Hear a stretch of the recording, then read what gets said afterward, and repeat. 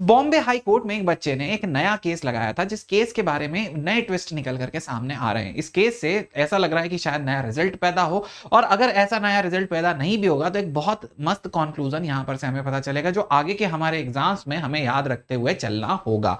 यहां पर सबसे पहली बात, केस क्या था कि भैया नागपुर का बच्चा था, उसने नीट के 2 क्वेश्चंस के बारे में बताया था कि ये दोनों क्वेश्चंस आउट ऑफ सिलेबस हैं। एक क्वेश्चन फिजिक्स का था और एक क्वेश्चन बॉटनी का था। मैंने पिछले वीडियो में आप लोगों को बताया था कि बेटा फिजिक्स का जो क्वेश्चन है वो तो आउट ऑफ सिलेबस नहीं है, एक्सपर्ट कमेटी आपको यह बोलने वाली है, ऐसा मैंने आपके पिछले वीडियो में आप लोगों को बताया था। इस केस के लिए भैया बॉम्बे हाई कोर्ट ने स्पेशल कमेटी बनाई थी। स्पेशल कमेटीज में कुछ एचओडीज थे और कुछ बॉटनी के पैनल के लिए, मतलब फिजिक्स के लिए कुछ एचओडीज किसी कॉलेज के लिए थे और फिर बॉटनी के भी कुछ एक्सपर्ट साइंस कॉलेज के लिए थे। अब यहां पर उसका फाइनल जजमेंट कल आ गया है, मतलब 9 अगस्त को उसका फाइनल जजमेंट आ चुका है। अब ये फाइनल जजमेंट हमें क्या बता रहा है ये मैं आप लोगों को बता देता हूं। तो सबसे पहले यहां पर इन्होंने बोला है कि भैया जो भी यहां पर फिजिक्स का क्वेश्चन था, वो subject radio activity is included in the nuclear fission and nuclear fusion, तो वो आउट ऑफ सिलेबस नहीं है। यही बात मैंने आपको पिछले वीडियो में बताई थी कि फिजिक्स का जो चैप्टर है वो तो आउट ऑफ सिलेबस नहीं है, तो हम यहां पर इसके बारे में कुछ भी नहीं बोलने वाले हैं। ओके, तो फिजिक्स का जो सेक्शन है, we do not entertain any reason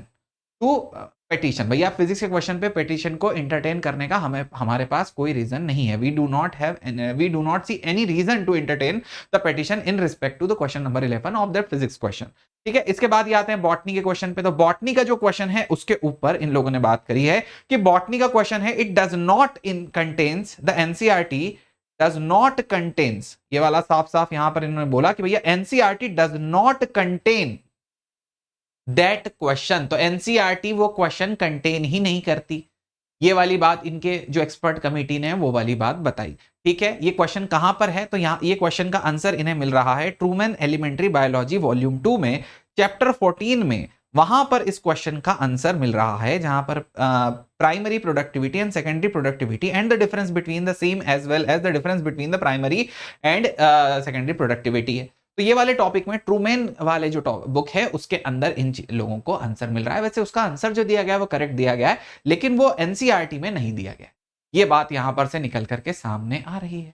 okay, तो NCERT does not contain that question, मतलब एनसीईआरटी के टेक्स्ट के अंदर वो क्वेश्चन कंटेन नहीं है। अब यहां पर जब इन्होंने बोला कि भैया एनसीईआरटी के अंदर कंटेंट नहीं है, तो फिर इन्होंने एनटीए वालों से पूछा, एनएमसी वालों से पूछा। तो एनएमसी वालों ने इसका क्या जवाब दिया, वो जवाब भी मैं आपको बता देता हूं। तो भैया यहां पर बोला गया to file an affidavit sharing that no prescribed textbook by NTA for the purpose of the syllabus prescribed by the NMC from which the students are expected to study। तो इन्होंने बोल दिया कि भैया हमने तो कोई टेक्स्ट बुक ही हमारे सिलेबस में नहीं बताई है। तो जो एनटीए ने आज तक, एनटीए का यहां पर फिर से एक दोगलापन निकल करके सामने आया है, क्योंकि बेटा पिछली बार इन्होंने क्वेश्चन को बोनस दे दिया था, जिसमें सुप्रीम कोर्ट में एक दिन तक पूरा टाइम वेस्ट हुआ। वो पूरा टाइम वेस्ट क्यों हुआ, क्योंकि इन लोगों ने एक बहुत गलत तरह से क्वेश्चन को बोनस दे दिया, क्योंकि वो पुरानी एनसीईआरटी में अलग आंसर था, नई एनसीईआरटी में अलग आंसर है। तो उन्होंने बोला दोनों एनसीईआरटी जिसने फॉलो करी उन दोनों को आंसर दे दो। जब एनसीईआरटी को ही ये टेक्स्ट बुक नहीं मानते तो ये कितनी बड़ी गलती कर रहे हैं और ये कितना बड़ा दोगलापन यहां पर दिखा रहे हैं कि भैया जब एनसीईआरटी को आप टेक्स्ट बुक नहीं ही मानते हो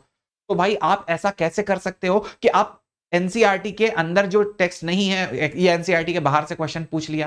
तो ये दो तरह की बात हो रही है यहां पे। देखिए मैं आपको सीधी सीधी बात बताता हूं, एनटीए यहां पर आकर के बोल रहा है कि भैया ये जो क्वेश्चन है, मतलब सुप्रीम कोर्ट ने क्या बोला, सॉरी हाई कोर्ट ने क्या बोला, बॉम्बे हाई कोर्ट ने, कि भैया ये वाला क्वेश्चन एनसीईआरटी में है ही नहीं, तो अब इसको बोनस दो। तो एनटीए बोल रहा है हमने तो कभी बताया ही नहीं कि एनसीईआरटी पढ़ो। एनटीए ने बोला हमने तो कभी बोला ही नहीं है, एनएमसी ने हमने तो कभी गाइडलाइन में बोला ही नहीं कि बच्चे को कोई प्रिस्क्राइब्ड बुक हमारे साइड से है ही नहीं, हम तो बोल ही नहीं रहे एनसीईआरटी पढ़ो। अब अगर आप एनसीईआरटी पढ़ो ये नहीं बोल रहे, तो पिछली बार जब सुप्रीम कोर्ट में आप लोगों ने एक क्वेश्चन को बोनस दे दिया था, उसके दोनों ऑप्शन सही मान लिए थे, जबकि वो लॉजिकली सही भी नहीं होते, सिर्फ इस बात पे क्योंकि पुरानी एनसीईआरटी में अलग आंसर था और नई एनसीईआरटी में अलग लाइन लिखी थी, तो दोनों लाइन के रिस्पेक्ट में आपने उस क्वेश्चन को, जो भैया क्वेश्चन एनसीईआरटी के पुराने में अलग नए में अलग, उसे बोनस दे दिया था। ऐसा क्यों करा? जब एनसीईआरटी आपकी बुक है ही नहीं, आपने प्रिस्क्राइब करा ही नहीं, तो फिर वो क्यों करा था? बहुत बड़ा दोगलापन है भाई। ये एनटीए दोगलापन करते बाज नहीं आ रहा है। लेकिन इसके बाद फिर सुप्रीम कोर्ट ने अब अगली बार की बात कर दी है। तो ये वाला जो फिजिक्स का क्वेश्चन था बेटा, ये वो क्वेश्चन है जो रेडियो एक्टिविटी का क्वेश्चन है और इसे बोनस नहीं दिया गया है। अब अगला फैसला इसका फिर आएगा तो हमें पता चलेगा एनटीए का आखिरी स्टैंड क्या है, ये केस को मैं इसलिए ज्यादा बता रहा हूं, मेरा बताने का बिल्कुल मन नहीं था, लेकिन यहां पर एक बात बहुत अच्छी निकल के आ रही है कि एनसीईआरटी को किस हद तक हमें फॉलो करना है, ये चीज भी इस केस से हमें सामने और साफ पता चल जाएगी, इसलिए मैं इस केस पे थोड़ा ज्यादा नजर लगा करके बैठा हूं। क्लियर है गाइस? तो इसका आंसर जो भी आने वाला है, कौन सी बुक वो फॉलो करते हैं, जो सुप्रीम जो हाई कोर्ट है, बॉम्बे हाई कोर्ट, वो इस पे क्या फैसला करने वाली है, नागपुर बेंच उसकी क्या फैसला करने वाली है, ये हमें पता चल जाएगा बहुत ही जल्द, है ना। ज्यादातर इसका जितना जल्दी से जल्दी हो सके तो वो फैसला देंगे, क्योंकि आपकी काउंसलिंग शुरू होने वाली है, उसके पहले फैसला आएगा। Got it everyone? मैं आपको यहां पर वीडियो में सारी बातें बताता रहूंगा। इसके अलावा बेटा अगर आप हैं तो पढ़ाई की सारी चीजें शुरू करते रहें, पढ़ाई कंटिन्यूअसली करते रहें। यूट्यूब पे ये सीरीज लॉन्च हो गई है, आज इसका पहला सेशन है, कल इसका दूसरा सेशन है, मतलब ये पहला सेशन आज है, मंडे को इसका दूसरा सेशन है। 3 सेशन में हम इलेक्ट्रिक चार्जेस एंड फील्ड को खत्म करने की कोशिश करेंगे। जैसे ही ये खत्म हो जाएगा हमारा बेटा, फिर हम अगला चैप्टर शुरू करेंगे। पूरी मस्त यूट्यूब पे फ्री सीरीज चलाई जा रही है। अगर आप चाहते हैं नहीं यार मुझे तो फ्री सीरीज नहीं पढ़ना, मैं तो चाहता हूं कि मुझे बैच में पढ़े, तो लर्न बेटा, जो आपका इंडिपेंडेंस डे ऑफर आ गया है, आपको सिर्फ एक ही बात है, freedom to learn, freedom to succeed या सक्सेस के लिए जो आपकी आजादी है, वो हम यहां पर आप लोगों को देना चाहते हैं। बिल्कुल वही मिनिमम वैल्यू का ऑफर है, और ऑफर में ये भी है कि बेटा कुछ बच्चे ऐसे होंगे, लकी विनर ऐसे भी होंगे, जो बच्चे 100% कैशबैक ले सकते हैं, फ्री जो फ्लैश कार्ड वो ले सकते हैं 10 अगस्त तक। टीम आपको कौन पढ़ाने वाली है? टीम टाइटन आप लोगों को पढ़ाने वाले हैं, आकांक्षा मैम, सीप मैम, एंड आपके पास है अनुपम उपाध्याय, मतलब मैं चीकू भैया। और बेटा आपको यहाँ पर कोड कौन सा यूज करना है? तो कोड आपको यूज करना है ANUP कोड।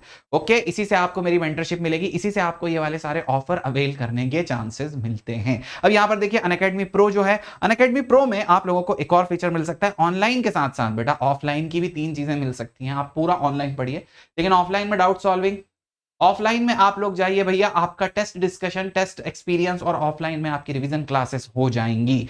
इंडिया में बेटा जगह जगह ऑफलाइन सेंटर हैं, बहुत सारे ऑफर्स सभी ऑफलाइन सेंटर्स में आ रहे हैं, तो बस आपको एक चीज करनी है, ANUP कोड यूज करना है और कहीं भी इनरोल कर लेना है। और अगर बेटा आप सिर्फ यूट्यूब पे पढ़ना चाहते हैं तो क्लास आज शाम से शुरू हो जाएगी, लिंक आपको डिस्क्रिप्शन में मिल जाएगा, वीडियो आपको बेटा हमारे चैनल के लाइव सेक्शन में भी मिल जाएगा। See you, tata, bye bye. I hope you have like the video. Let's see NTA अब और क्या दोगलापन करता है और कौन सी बुक को फाइनलाइज करता है।